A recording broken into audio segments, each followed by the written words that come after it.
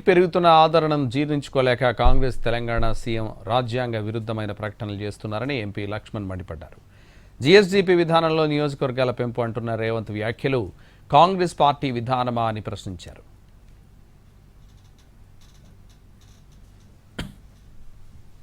మన ముఖ్యమంత్రి రేవంత్ రెడ్డి గారు కూడా ఒకవైపు మోదీ గారికి పెరుగుతున్న ఆదరణ దేశంలో బీజేపీ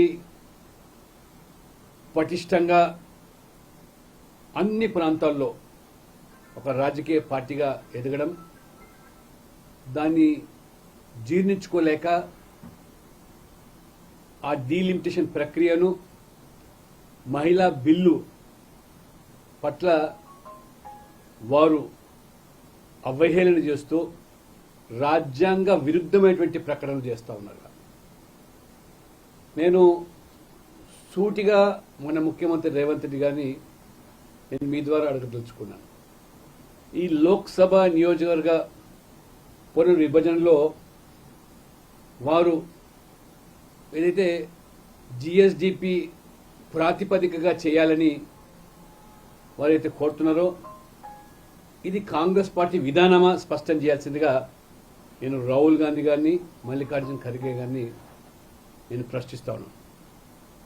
అదే వాస్తవమైతే రేపు పార్లమెంట్ చర్చల్లో ఇదే అంశాన్ని ప్రతిపాదించండి.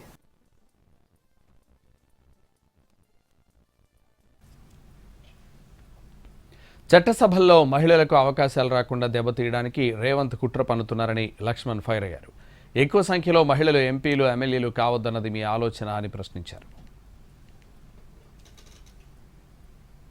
ఉన్న సీట్లలోనే మహిళలకు రిజర్వేషన్ ఇవ్వచ్చు కదా, మీ మహిళా రిజర్వేషన్ వ్యతిరేకం కాదంటున్నారు.